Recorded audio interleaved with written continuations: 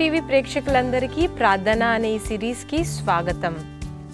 ఈరోజు మన ఎపిసోడ్ న్యాయం కోసం ప్రార్థన. మీరు విన్నది నిజమే, న్యాయం కోసం ప్రార్థన. న్యాయం కోసం ఎవరైనా ప్రార్థిస్తారా? ప్రార్థిస్తే న్యాయం జరుగుతుందా? ప్రార్థించడానికి న్యాయానికి అసలు సంబంధం ఏంటి?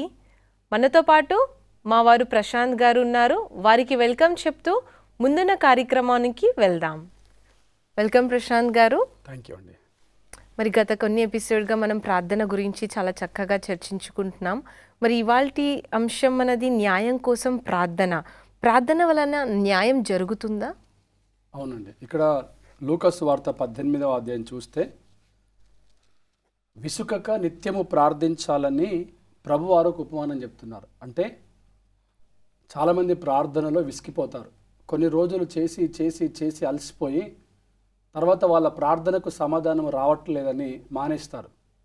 అందుకని 18వ అధ్యాయము ప్రారంభంలోనే అంటాడు, వారు విసుకక నిత్యము ప్రార్థించుచుండవలనని ఈ ఉపమానం చెప్తున్నాడు. ఏమిటి ఆ ఉపమానం అంటే, దేవునికి భయపడక, మనుషులకు లోబడక, అంటే మనుషులను లక్ష్య పెట్టక ఒక న్యాయాధిపతి ఆ పట్టణంలో ఉన్నాడు.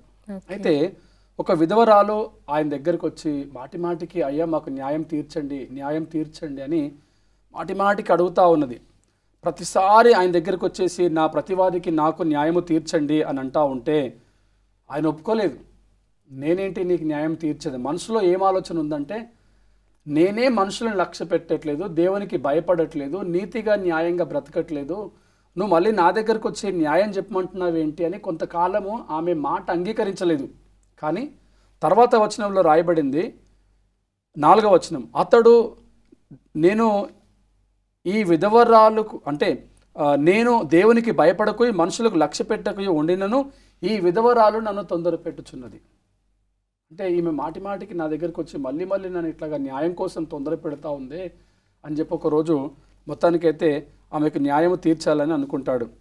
కనుక మాటి మాటికి వచ్చి గోజాడకుండానట్లు ఆమెకు న్యాయము తీరుతునని తనలో తాను అనుకున్నాడు.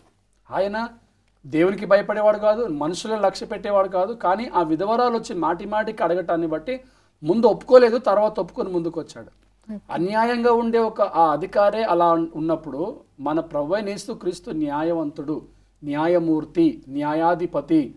ఆయనే అందరికీ న్యాయము తీర్చువాడు, న్యాయము కలిగిన వాడు, న్యాయాధిపతి ఆయన. మరి ఆయన ఎందుకు న్యాయం తీర్చడు? అందుకే ఈ మాటలు అంటాడు. 6వ వచనం, అన్యాయస్తుడైన ఆ న్యాయాధిపతి చెప్పిన మాట వినుడి, దేవుడు తాను ఏర్పరచుకొనిన వారు దీవారాత్రులు తనను గూర్చి మొరపెట్టుచుండగా ఆయన వారికి న్యాయము తీర్చడా అని ప్రశ్నిస్తూ ఖచ్చితంగా వారికి న్యాయము తీరుస్తాడు. వారి విషయంలోనే కదా ఆయన దీర్ఘశాంతము చూపుచున్నాడు అని అంటున్నాడు అనమాట. నిజమే, ఈ లోకంలో న్యాయం కోసం మనం ప్రార్థిస్తూ ఉంటాం, ఖచ్చితంగా ప్రార్థించాల్సిందే. అయితే ఎవరికి ప్రార్థించాలి? మనుషులను కాదు మనం అడగాల్సింది. అయ్యా మాకు న్యాయం తీర్చండి, మాకు న్యాయం చెప్పండి, మాకు న్యాయం చేయండి అని మనుషుల్ని అడిగితే మనుషులు ఏం చేస్తారు? వాళ్ళే ముందు మొదటగా న్యాయంగా లేరు, వారే ముందు దేవునికి భయపడట్లేరు, మనుషుల్ని కూడా లక్ష్య పెట్టట్లేరు, వాళ్ళలో నీతి న్యాయం అనేది లేదు కాబట్టి వాళ్ళు మనుషులకు న్యాయం తీర్చరు. అయితే మనము ప్రార్థన ద్వారా ప్రభు దగ్గరికి వచ్చి న్యాయం కోసం అడిగితే ఆయన అంటాడు, వారికి త్వరగా నేను న్యాయం తీరుస్తాను, వారి విషయమే కదా నేను దీర్ఘశాంతము కలిగి ఉన్నాను అని అంటున్నాడు. కాబట్టి ప్రార్థనలో న్యాయం కోసం అడగడం తప్పలేదు.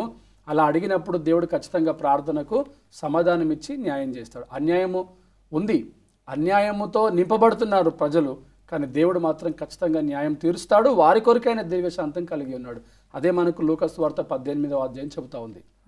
చక్కగా చెప్పారండి. మరి న్యాయం కోసం చేసే ప్రార్థనలు ఏవైనా ఉన్నాయా? ప్రత్యేకమైన ప్రార్థనలు అలా ఏమైనా ఉన్నాయా? న్యాయం కోసం ప్రార్థనలు అంటే మనము అలాగే ప్రత్యేకమైనటువంటి ప్రార్థనలు ఏవైనా ఉన్నాయా అంటే 72వ కీర్తన మనం చూసినప్పుడు ఈ 72వ కీర్తనలో ఒక మాట, దావీదు గారు మరి న్యాయం కోసం ప్రజలకు ప్రార్థన అడుగుతూ ఉన్నాడు. ఆ ప్రార్థన 72వ కీర్తనలో మనం చూస్తే ఆయన ప్రజల దగ్గర నుంచి న్యాయం కోరుకుంటున్నాడు, దేవుడి దగ్గర నుంచి కూడా న్యాయం కోరుకుంటున్నాడు. చూద్దాం ఒకసారి 72వ కీర్తన. దేవా, రాజునకు నీ న్యాయ విధులను, రాజకుమారునికి నీ నీతిని తెలియచేయుము. నీతిని బట్టి నీ ప్రజలకును, న్యాయ విధులను బట్టి శ్రమనొందిన నీ వారికి అతడు న్యాయము తీర్చును.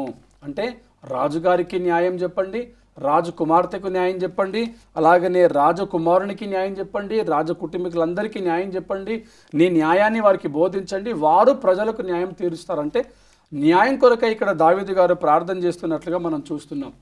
దేవుని బిడ్డలుగా మనం కూడా దేవునికి ప్రార్థన చేయాలి. ప్రభువా, మా దేశ నాయకులను ఆశీర్వదించండి, మా దేశ నాయకులు మీ చిత్తమైతే వారు మాకు న్యాయంగా పరిపాలించేటట్లు, మా రాష్ట్ర నాయకులు, అధికారులు, మా రాష్ట్ర ప్రజలు న్యాయం పొందుకునేటట్లు, ఆ అధికారులు నాయకులు వారికి న్యాయం తీర్చేటట్లుగా, న్యాయవంతమైన పాలన వారికి అందించేటట్లుగా ప్రభువా న్యాయం తీర్చండి అని మనం ప్రార్థన చేయాలి. చాలాసార్లు చాలామంది ప్రార్థన చేస్తారు కానీ న్యాయం కోసం అడగరు దేవుడి దగ్గర. కానీ మనం ఏంటంటే ప్రభువా మాకు న్యాయం జరగాలి, పలానా వారికి అన్యాయం జరుగుతుంది, వారికి కూడా న్యాయం జరగాలి, మీ న్యాయం ఏంటో వారికి చెప్పండి, వారి ద్వారా, నాయకుల ద్వారా, అధికారుల ద్వారా ప్రజలకు న్యాయం జరిగేటట్లు మీరే న్యాయం చేయండి అని మనం ప్రార్థనలో న్యాయం కోసం ప్రభు దగ్గర మొరపెట్టాలి. దావీదు అలాగనే మొరపెట్టాడు. సామాజిక న్యాయం ఉంది, తర్వాత సాంఘిక న్యాయం ఉంది, సంఘంలో న్యాయం ఉంది. న్యాయం కావాలని మనం కోరుకోవాలి. 72వ అధ్యాయంలో అదే రాయబడింది. ఆ రీతిగా దేవుడు మనకు న్యాయం తీరుస్తాడు. చాలా చక్కగా వివరించారండి. మరి ఎందుకు ఇతరుల కోసం మనం ప్రార్థించాలి? ఇతరుల కోసం ఎందుకు ప్రార్థించాలి అంటే యాకోబు 5వ అధ్యాయము 16వ వచనంలో రాయబడింది, మరియు ఇతరుల కొరకు అంటే ఒకరి కొరకు ఒకరు ప్రార్థన చేయండి అని రాయబడింది. అంటే ఎంతసేపు మన కోసమే మనం ప్రార్థన చేసుకుంటామా? కాదు కదా. ఇతరుల కోసం కూడా మనము ప్రార్థన చేయాలి.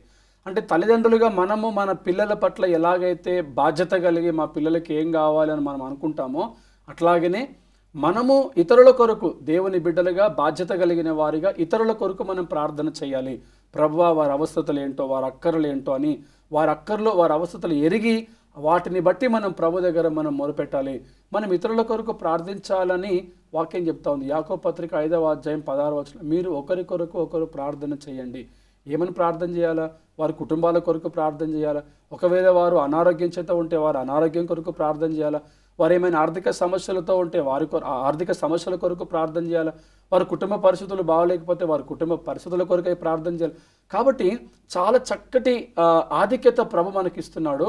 మనము వారి కొరకు ప్రార్థించాలి, ఒకరి కొరకు ఒకరం ప్రార్థించాలి. ఒకరి కొరకు ఒకరు ప్రార్థిస్తే మన బంధాలు బలపరచబడతాయి. అట్లాగనే ప్రభు మన ప్రార్థన విని ఒకరి ద్వారా ఒకరికి సహాయం చేస్తూ ఉంటాడు. తర్వాత ఒకరి మీద ఒకరు డిపెండ్ అయ్యి బ్రతకడానికి అవకాశం ఉంది. కాబట్టి ఒకరి కొరకు ఒకరు ప్రార్థన చేయమని బైబిలే చెప్తుంది. కాబట్టి ఖచ్చితంగా మనము ఒకరికొరకు ఒకరు ప్రార్థన చేయాల్సిందే. చాలా చక్కగా చెప్పారు. మరి ఈ టాపిక్ని కంటిన్యూ చేసే ముందు మనం ఒక చిన్న బ్రేక్ తీసుకుందాం. చూస్తూనే ఉండండి. చిన్న బ్రేక్ తర్వాత మళ్ళీ కలుద్దాం.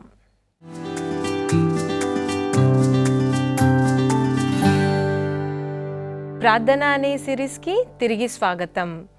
న్యాయం కోసం ప్రార్థన గురించి మనం ఎన్నో విషయాలు చక్కగా చెప్తున్నారు మా వారు. మరికొన్ని విషయాలు తెలుసుకోవడానికి ప్రయత్నిద్దాం. వెల్కమ్ బ్యాక్ ప్రశాంత్ గారు. మరి సంఘము కొరకు, దేవుని సేవకుల కొరకు ప్రార్థన అవసరం అంటారా? చెయ్యాలా అనే అవసరం అంటారా? ఖచ్చితంగా మనము సంఘం కొరకు, దేవుని సేవకుల కొరకు మనం ప్రార్థించాల్సినటువంటి అవసరం ఉన్నది. ఇంతకుముందు యాకోబు పత్రిక 5వ అధ్యాయం 16వ వచనంలో మీరు ఒకరి కొరకు ఒకరు ప్రార్థన చేయండి అన్నారు. అంటే మనము మానవులం కాబట్టి తోటి మానవుల కొరకు కూడా మనం ప్రార్థన చేయాల్సిన అవసరం ఉంది. అంతే అవసరము మన సంఘం కొరకు మనం ప్రార్థన చేయాలి, మన సేవకుల కొరకు మనం ప్రార్థన చేయాలి.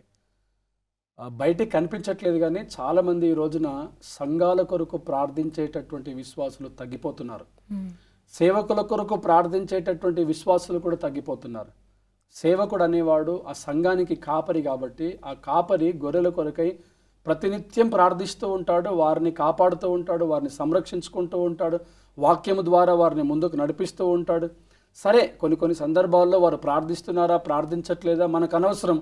వారు ప్రార్థించేది మనకు తెలియదు, ప్రార్థించనిది కూడా మనకు తెలియదు. కానీ మన బాధ్యత, ఒక విశ్వాసిగా మన బాధ్యత, మన కర్తవ్యము ఈ ప్రార్థన అనే శీర్షిక ద్వారా ప్రేక్షకులకు మనం చెప్పదలుచుకున్న ఒక విషయం ఏంటంటే ప్రతి ఒక్కరూ సంఘము కొరకు భారంతో ప్రార్థించాలి.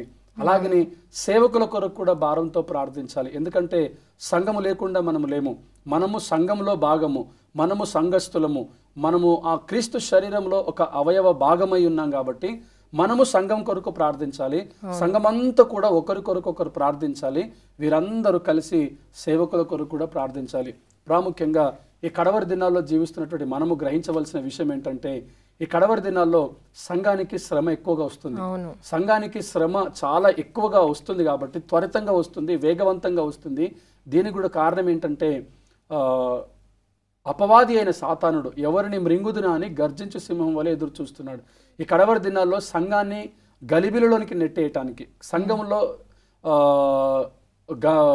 భయంకరమైనటువంటి కార్యాలు తీసుకొని రావడానికి, గందరగోళాన్ని సృష్టించడానికి ఈ సాతానుడు అపవాది అయిన వాడు సింహంలాగా ఎదురు చూస్తున్నాడు. కాబట్టి వాడి వలలో పడకుండా ఉండాలి అంటే సంఘము ఒకరికొరకొకరు ప్రార్థించాలి. రెండవది, సంఘము విశ్వాసులు సంఘము కొరకు ప్రార్థించాలి. ప్రభువా, మా సంఘాన్ని మీరు కాపాడండి, మా సంఘాన్ని మీరు విడిపించండి, మా సంఘాన్ని మీరు భద్రపరచుకోనండి, మా సంఘాన్ని మీరు అపాయంలో నుండి తప్పించండి, ఈ యొక్క శ్రమ నుంచి తప్పించండి అని ప్రార్థించాలి. అదే రకంగా సంఘ సేవకుల కొరకు కూడా ప్రార్థించాలి. ఈ రోజుల్లో అక్కడక్కడ దైవ సేవకులు హింసించబడటము, శ్రమలు పడటము, ఇబ్బందులు పడటం మనం చూస్తూనే ఉన్నాం. కాబట్టి మన బాధ్యత, మా సేవకులు, మా సంఘ కాపరులు లేదా పలానా సంఘ కాపరి ఇబ్బందుల్లో ఉన్నాడు, అది గ్రహించినప్పుడు మనం వారి కొరకు కూడా మనం ప్రార్థించాలి. ఎందుకంటే అది ఎంతైనా దేవుని చిత్తం. ఇక్కడ ఒకటి మనం గుర్తించినట్లయితే, ఎందుకు మనం ప్రార్థన చేయాలంటే దేవుని చిత్తాన్ని నెరవేర్చడానికి, బలపడటానికి, ప్రేమ మరియు సహనం కలిగి ఉండటానికి, దేవుని మహిమపరచటానికి, తర్వాత దేవుని సేవకుల కోసము, ఈ రకంగా చాలా విషయాలు ఉన్నాయి. కాబట్టి మనము సంఘం కొరకు ప్రార్థించినప్పుడు, సంఘ కాపరుల కొరకు ప్రార్థించినప్పుడు మన ప్రార్థన ద్వారా దేవుడు వారిని ఆశీర్వదిస్తాడు, మనల్ని కూడా ఆశీర్వదిస్తాడు. వారు ఇంకా బలపరచబడతారు, శక్తిని పొందుకుంటారు, ఘనమైన కార్యాలు జరుగుతాయి. బాధ్యత కలిగిన ఒక విశ్వాసుడిగా మనము ఖచ్చితంగా సంఘము కొరకు, దేవుని సేవకుల కొరకు ప్రార్థించవలసిన అవసరం ఎంతైనా ఉన్నది. చాలా చక్కగా వివరించారండి. మరి ఇక్కడ చూసుకున్నట్లయితే శత్రువుల కొరకు ప్రార్థించమని బైబిల్ చెబుతుంది, అది సాధ్యమంటారా? చాలా కష్టమైనటువంటి ప్రశ్న అడుగుతున్నారు. అయినా సాధ్యమే అని చెప్పాలి మనం. ఎందుకంటే ఈ రోజుల్లో శత్రువుల కొరకు ఎవరైనా ప్రార్థిస్తారా అంటే ప్రార్థించరు. ఎందుకంటే పలానా వారి ద్వారా మనకు కీడు జరిగింది, పలానా వారి ద్వారా మనకు ఇబ్బంది కలిగింది, కాబట్టి ఎందుకు వాళ్ళ గురించి మనం ప్రార్థించాలనే ఆలోచన మనకు సాధారణంగా వస్తుంటుంది. కానీ మన ప్రభువైన యేసుక్రీస్తు కొండ మీద చేసిన ప్రసంగాలలో చాలా ప్రాముఖ్యమైనటువంటి ప్రసంగం, అక్కడ ఉన్నటువంటి ప్రజలను కూడా ఆశ్చర్యపరిచినటువంటి సంఘటన ఏంటంటే, ఈ 5వ అధ్యాయము 44వ వచనంలో అంటాడు, మీ శత్రులను ప్రేమించుడి, మిమ్మలను హింసించు వారి కొరకు ప్రార్థన చేయుడి. అక్కడే ఉన్నారు శాస్త్రులు, పరిసయ్యులు, సుంకరులు. ఎప్పుడు యేసుప్రభు వారు దొరుకుతారా, ఎప్పుడు ఆయన హింసించుదామా, ఎప్పుడు ఆయన కష్టపెడదామా, ఎప్పుడు ఆయనను తప్పులో పట్టుకుందామా, ఎప్పుడు ఆయనను దూషించుదామా, ఎప్పుడు ఆయనను అవమానించుదామా అని ఎదురు చూస్తున్న వారు అక్కడే ఉన్నారు. ఆయన హఠాత్తుగా ఈ మాట చెప్పేశాడు, మిమ్ములను హింసించే వారి కొరకు మీరు ప్రార్థన చేయండి, మీరు మీ శత్రువుల కొరకు ప్రార్థన చేయండి, వారిని ప్రేమించండి అని చెప్పగానే అందరూ కూడా ఆశ్చర్యపోయినట్లుగా మనము చూస్తుంటాం ఈ మాట విన్నప్పుడు. ఆ కొండ మీద చేసిన ప్రసంగంలో అప్పుడు మాత్రమే కాదు, ఈ రోజుల్లో మనం కూడా ఈ వాక్యాలు వింటున్నప్పుడు, దేవుని సేవకులు ఈ మాటలు మనకు బయలుపరుస్తున్నప్పుడు, మనకు బోధిస్తున్నప్పుడు మనకు కూడా అనిపిస్తుంది, ఇది సాధ్యమయ్యే పనా? ఎందుకంటే మనం సాధారణమైనటువంటి మానవులము, ఇది మనకు సాధ్యమవుతుందా? శత్రువుల కొరకు మనం ప్రార్థించగలమా? అసలు ఇది ఎక్కడ సాధ్యమవుతుంది?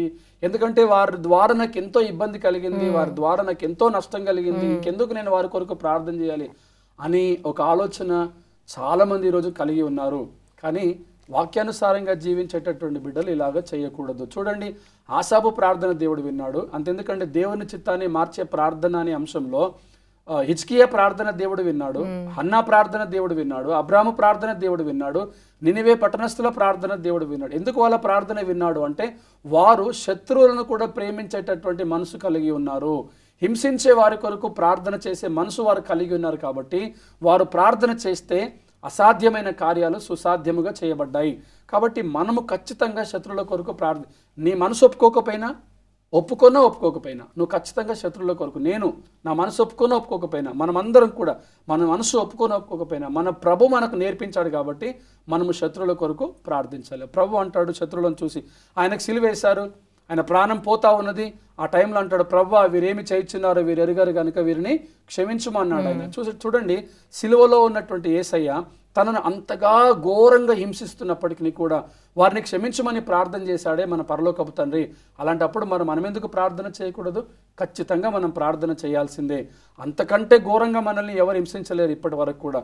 కాబట్టి మనము తగ్గించుకోవాలి, మనము సామరస్యంగా ఉండాలి, సమాధానంగా ఉండాలి. మన శత్రువుల కొరకు మనం ఖచ్చితంగా ప్రార్థన చేయాల్సిందే. ఈ విషయంలో ఎలాంటి ఎక్స్క్యూజ్ లేదు సంఘ విశ్వాసులకు, క్రైస్తవ సంఘానికి. చాలా చక్కగా డీటెయిల్గా ఎక్స్ప్లెయిన్ చేశారండి. మరి ముందు ఫర్దర్గా ఈ ప్రోగ్రామ్ని మనం ప్రొసీడ్ అవ్వకన్నా ముందు ఒక చిన్న బ్రేక్ తీసుకుందాం. చూస్తున్నారు కదా ప్రేక్షకులారా, మరికొన్ని విషయాలు తెలుసుకోబోయే ముందు ఒక చిన్న బ్రేక్ తీసుకుందాం, మరలా కలుసుకుందాం.